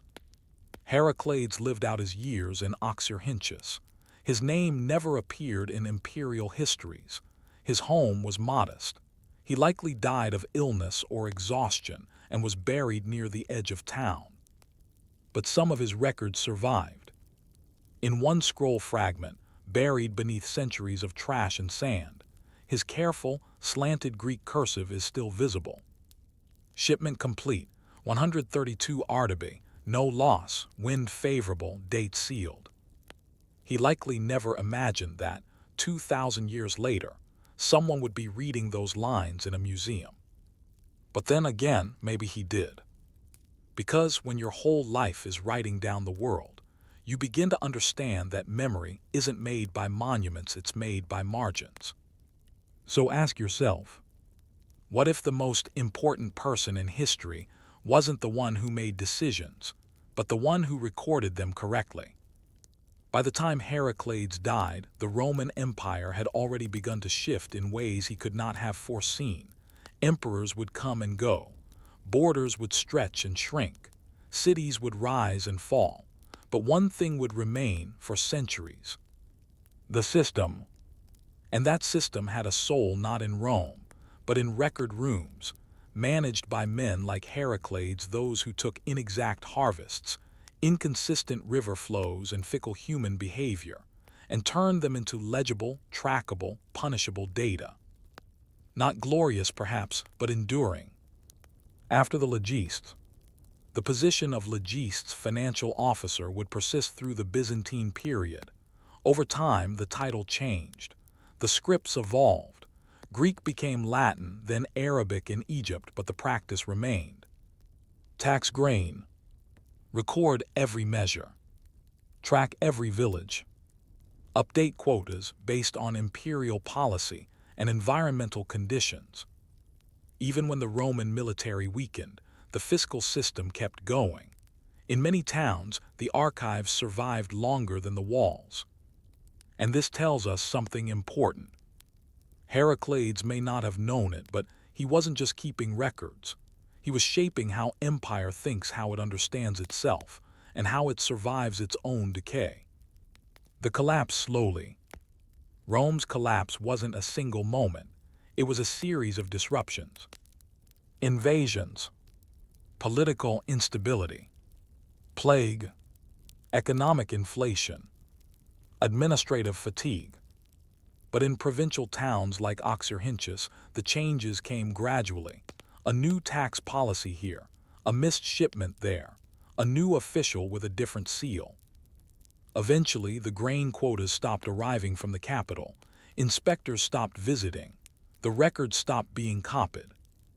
And Heracles' ledgers, they were placed in storage pits or used to patch walls or burned for kindling. A few were buried accidentally during a building collapse. That's the only reason we have them now. The rediscovery of dust.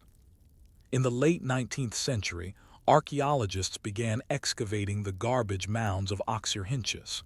They weren't looking for glory. They were looking for papyrus. What they found were tens of thousands of scraps. Grain tallies. Contracts. Birth records. Receipts.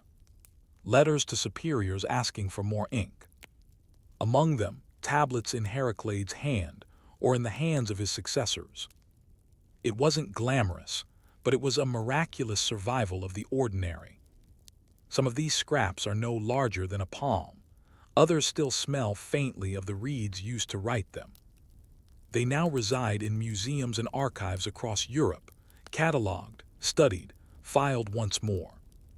The bureaucracy lives on. A philosophy of paperwork. What can we learn from Heracles? He didn't write poetry, he didn't lead armies, he didn't construct temples. He tallied sacks of grain, but by doing so he prevented shortages, enabled trade, stabilized local economies, preserved fairness, or at least attempted to, and kept the trust of a massive, multilingual, multi-ethnic empire alive for one more year. His world was one of margins and ink stains, of cracked wax tablets and dusty shelves, of legibility, repetition, and unthanked labor. But in a system that was constantly threatening to fall apart, he held it together not with charisma, but with competence. Legacy without monument. Heracles never had a statue. But imagine this. A man sits in a small stone room. Outside, the Nile murmurs. The air smells of mildew and warm bread. A reed stylus scratches faintly across a page. He stops, dips it again, continues. Each mark he makes is invisible to history. And yet without it, the empire collapses. This is the kind of history we rarely remember. The boring kind, the necessary kind. The kind built not on glory, but on grit. So the next time you open a spreadsheet, sign a form, or file a tax return, consider this. You're closer to ancient Rome than you think. The Sahara Desert, so often imagined as an empty expanse of wind-blown sand, was once one of the busiest highways in the world. Not in the way we understand highways now. There was no pavement, no milestones, no signposts. The roads were invisible, remembered only by camel drivers and passed on orally, memorized across generations. But these paths, worn by caravans of traders, connected distant corners of West Africa to North Africa, across one of the harshest landscapes on Earth. And the most prized cargo on this desert highway? Not gold, not spices, but salt. Salt cut into slabs from ancient mines, strapped to camels' backs, and carried hundreds of miles across the burning dunes.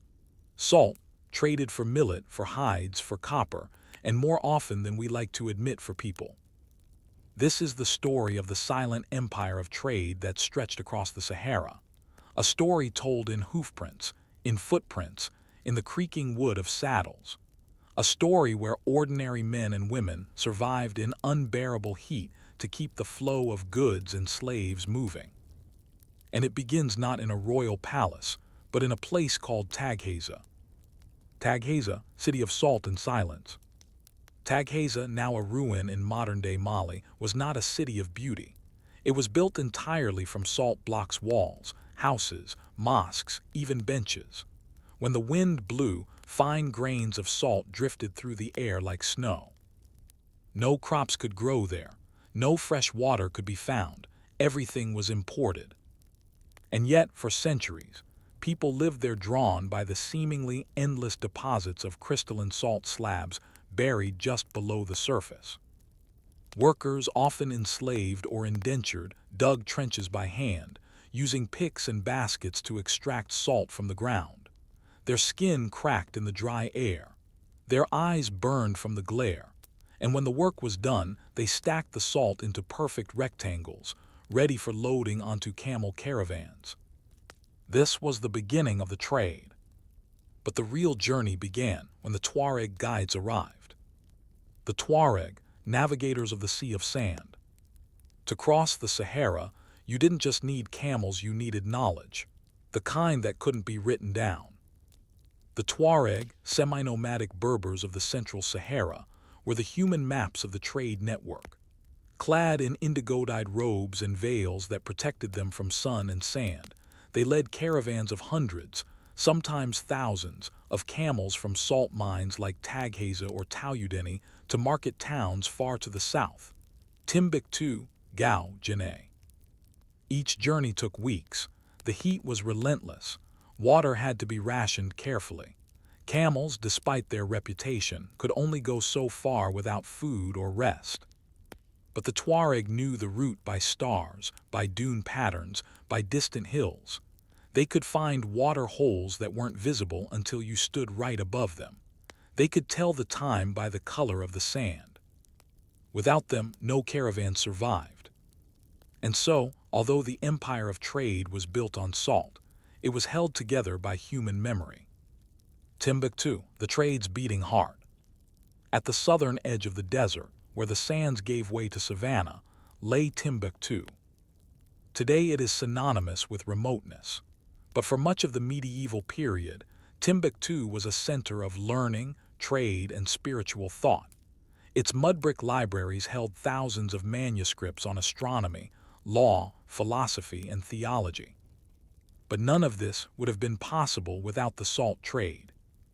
Caravans arrived with blocks of salt, often 2 feet long, each one weighing 30–40 kilograms. They were stacked in warehouses. Merchants haggled over price, and in exchange, salt traders acquired gold dust, textiles, ivory, and significantly enslaved people. Some of these slaves came from further south, captured in raids or sold through local conflicts. Others were traded by rulers seeking to secure alliances. In either case, they were packed into caravans and marched back across the Sahara. The economics of survival. Salt was not a luxury, it was a necessity. In West Africa's tropical climates where sweating was constant and food was heavily plant-based, salt was crucial for survival. It preserved meat, it balanced diets, it prevented sickness. Entire towns would exchange equal weights of gold for salt. A single salt slab might be cut into dozens of pieces, then resold in market stalls, loaded into donkey carts, or bartered for other goods. Salt was currency, salt was medicine, salt was life. And so, for the sake of this essential mineral, thousands of people crossed a desert that could kill them in a single afternoon. They walked, they waited, they measured stars and counted steps, they watched their camels grow thin. And they recorded nothing. Because the salt trade, unlike the Roman bureaucracy, left behind very little paper. What remains is fragmentary. The ruins of Tagheza, mentions in Arabic traveler accounts, oral histories passed down by Tuareg elders. A powerful, logistical, and brutal trade network hidden beneath the dunes. And so we ask, how many forgotten empires have vanished, simply because they left no scrolls behind? When a caravan set off across the Sahara, it was more than a line of camels against the horizon. It was an engine of economy, a micro-society in motion laden with goods, governed by rules, guided by memory, and all too often fueled by suffering. Salt was the visible cargo. It was neat, stackable, inert. It didn't cry out in pain. But riding just behind, or walking under the heat, chained or bound, were human lives captives of war, debt, or birth being transported along the same desert roads. While the salt slabs fetched weight in gold, these people were valued in coin, cloth, livestock, or more salt. The silent trade of the Sahara was never just about minerals. It was about control of people, of roots, of survival itself. And it was here, among the slow, rhythmic pace of camel hooves, that the foundations of West African empires were built. Caravans in detail, a moving economy. A typical trans-Saharan caravan could range from a few dozen to thousands of camels. Larger convoys might stretch for over a kilometer, snaking through the desert in single file. The logistics were complex. Each camel could carry 300 to 400 pounds of goods.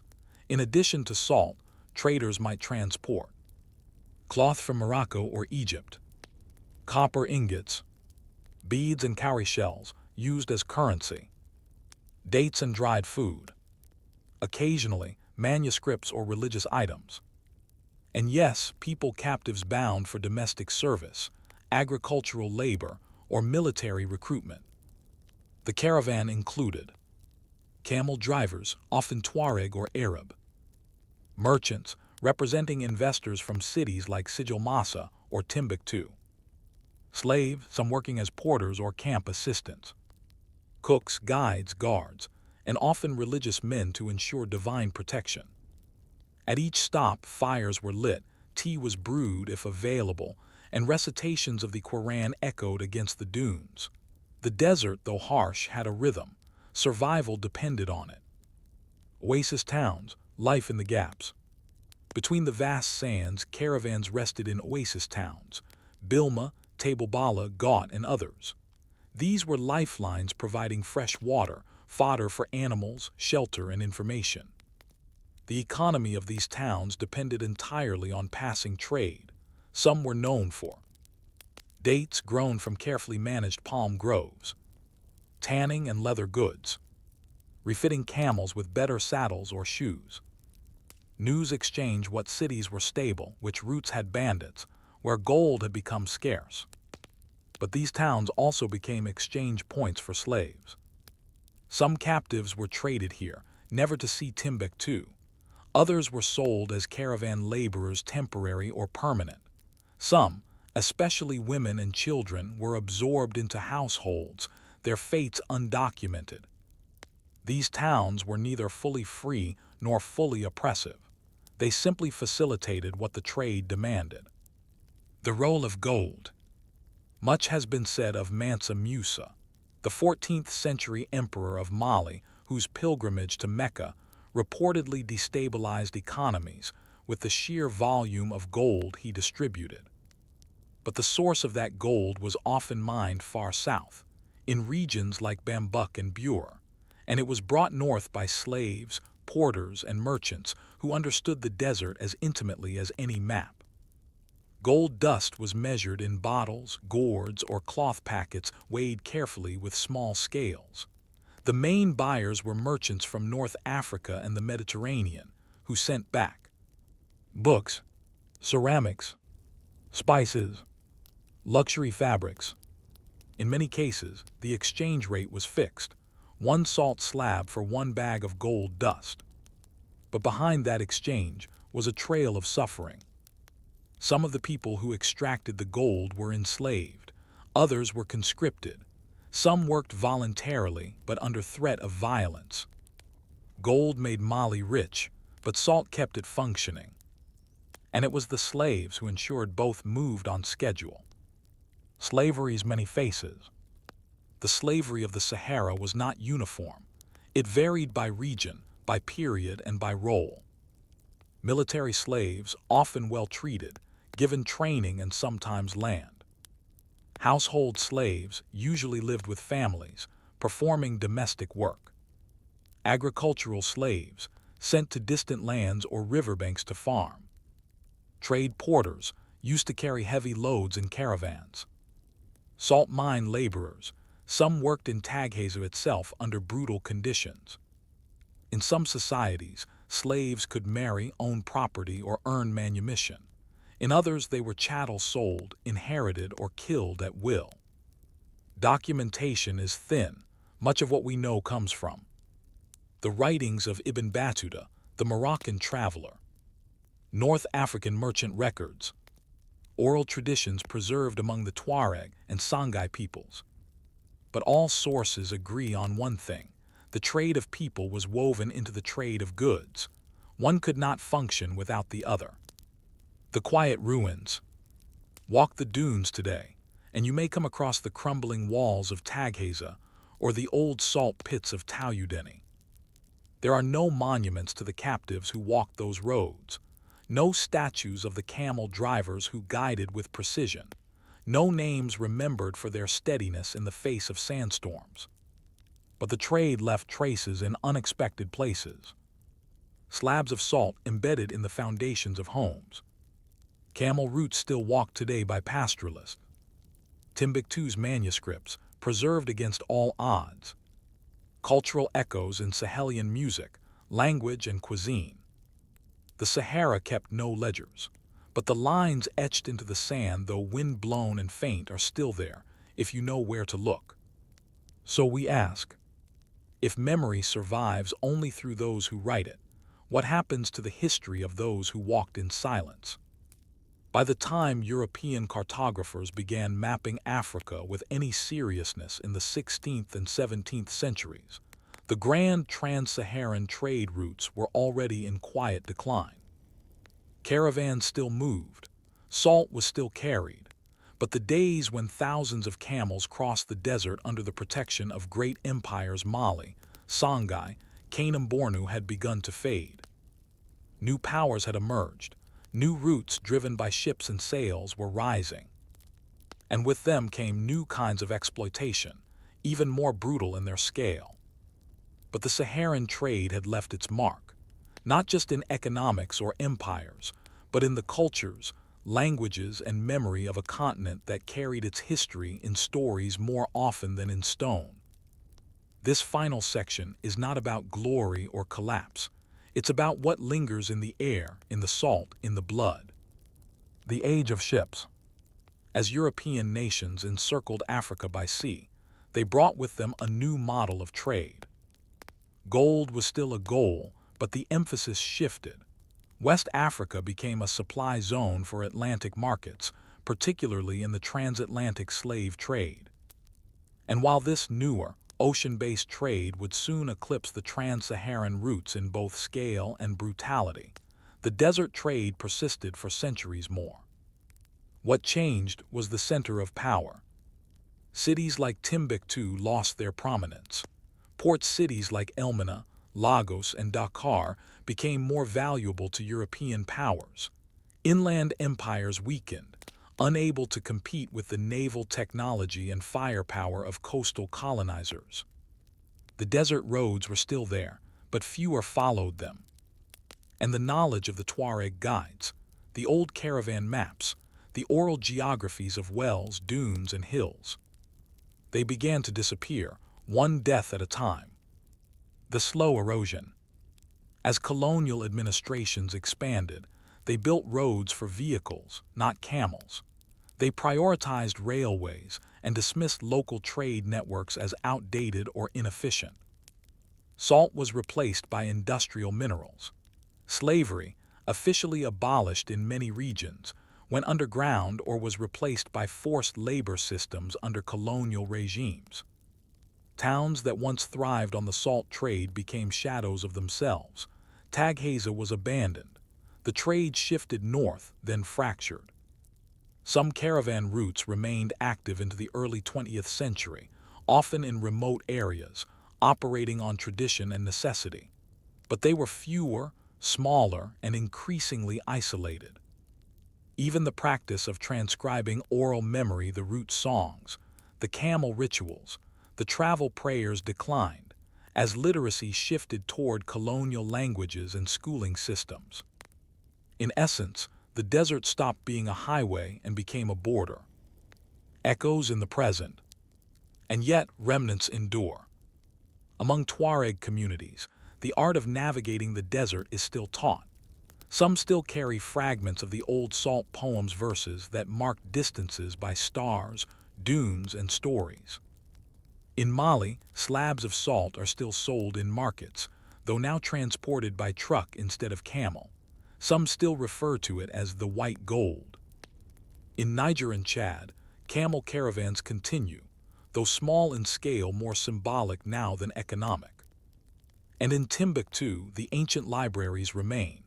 Hidden in homes, tucked into walls, buried in cellars during times of conflict, they preserve manuscripts written in Arabic, Ajami, African languages in Arabic script, and Latin. These libraries, fragile, precious, are the last paper memory of a system that otherwise lives in salt, sand, and silence. Remembering the unrecorded. Unlike Rome, the Sahara left behind no grand palaces.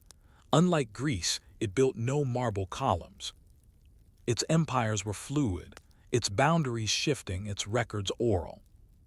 But for nearly 1,000 years, it moved vast quantities of wealth, gold, salt, ivory, and people across the world's largest desert. It operated with precision, endurance, and adaptability. And at its center were the unsung. The enslaved salt miners of Taghaza. The camel drivers who knew the dunes like streets. The scribes of Timbuktu, copying text by lamplight. The women who cooked for caravans, sold water at oasis towns, and told the root stories to their children. None of them built pyramids or carved their names in stone.